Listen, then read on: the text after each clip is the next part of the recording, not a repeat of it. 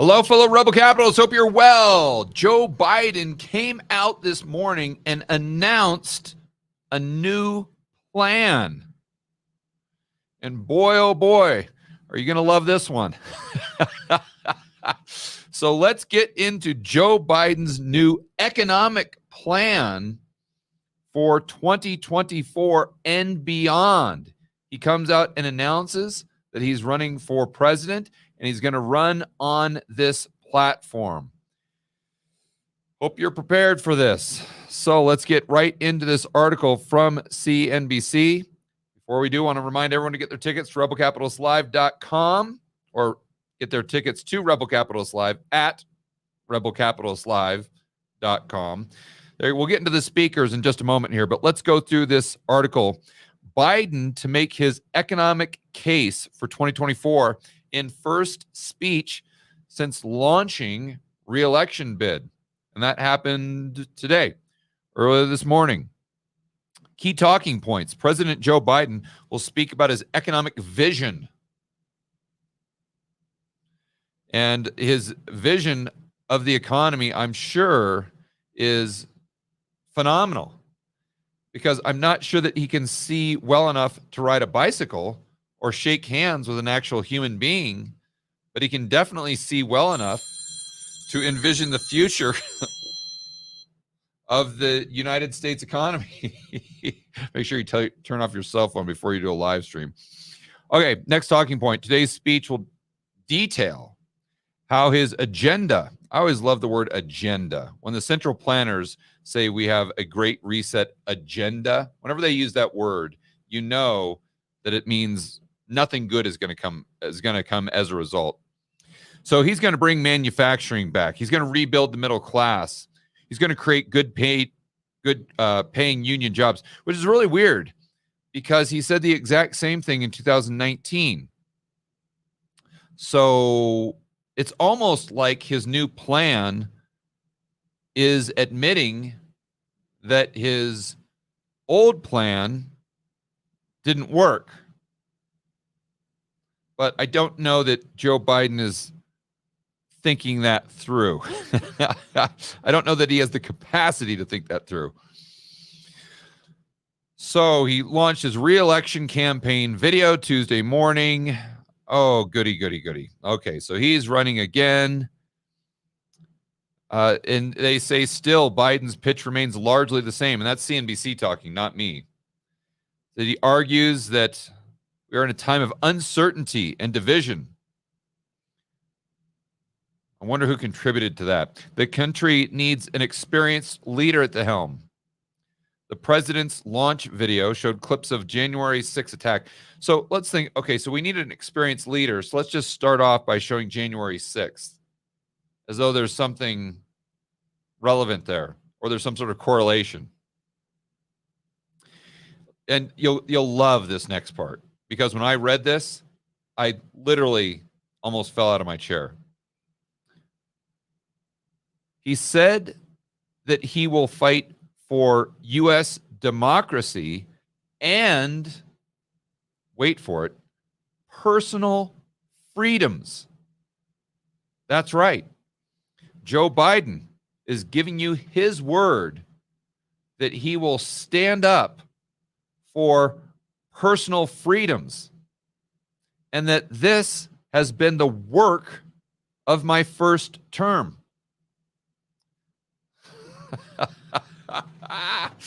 So the guy that implemented medicine mandates that literally forced you to inject a foreign substance into your body to keep your job.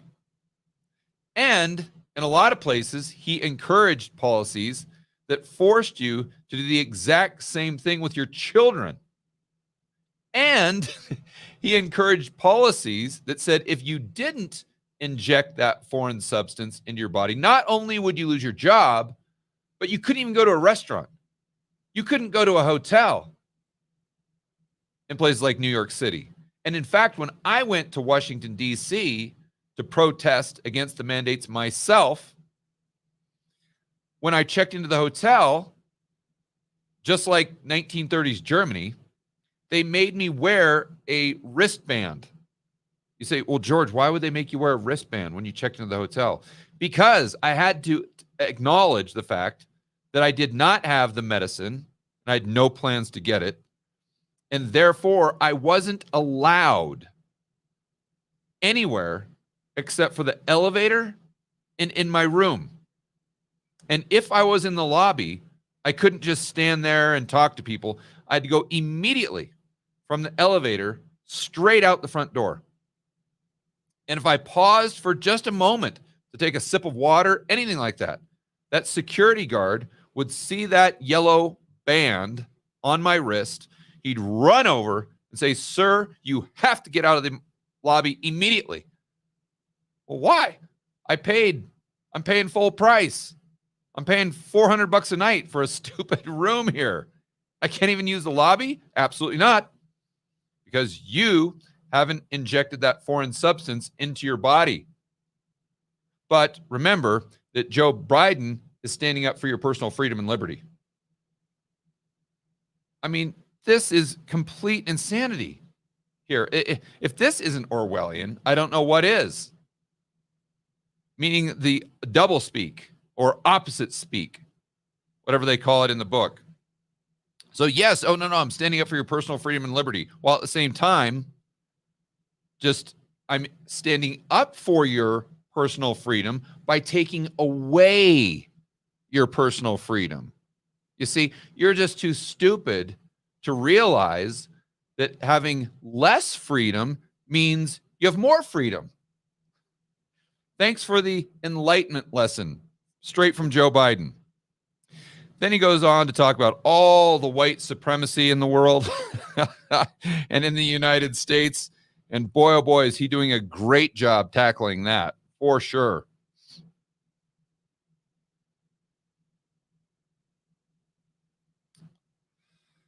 Oh my gosh. So then he points out that after the cerveza sickness, which he blames for everything, of course, it was not the government's response to the cerveza sickness, in his view. It's, well, we had this, and I came out, and I stood up, I put on the Superman cape, and I stood up for the poor and middle class. Talk about this. And he's talking about how he worked hard to bring manufacturing back and build the middle class, but yet somehow he still needs to do that if you rebuilt the middle class in 2020 through 2023, why would you need to do that? You need to rebuild it again? You need to rebuild it every 4 years? See, that doesn't really seem to add up. But then he also reminds us that he oversaw several massive economic bills, just in case you forgot, including a 2021 pandemic relief package and bipartisan infrastructure law. Let me just put that in words that all of us can easily understand. Joe Biden oversaw a massive increase in consumer price inflation as a result of his policies, such as the passage of a massive spending bill, including another one in 2021, which was bipartisan. Then, to add insult to injury, let's just lock everyone in a cage. Because that's going to be really good for the economy. And that's not going to create inflation. And then on top of that, let's force these medicine mandates on everyone in the tightest labor market in human history. So all these pilots, all these workers at the XYZ factory or within the government, let's just force them. We're already in a labor crunch. So let's just force half of those employees to no longer work. And oh, by the way, now that we're in this whole pandemic thingy and we're completely reliant on doctors and nurses, let's just go ahead and fire half of them if they don't agree to my policy of personal freedom and liberty, i.e., I'm forcing you to inject a foreign substance into your body. I mean, all of these, the reason I say these and the reason I go over this is so we don't forget. We can't let these politicians off the hook. And in the spirit of not letting the politicians off the hook, let's remember that the person that kicked off the inflationary wave was none other than Donald Trump himself. He was the original stimmy dude. He was the original PPP guy.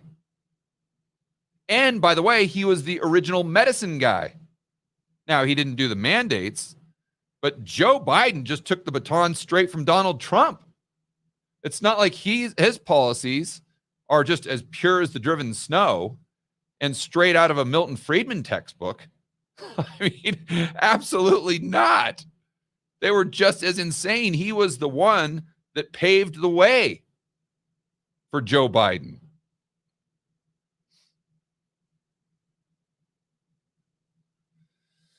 So then he goes on to brag about how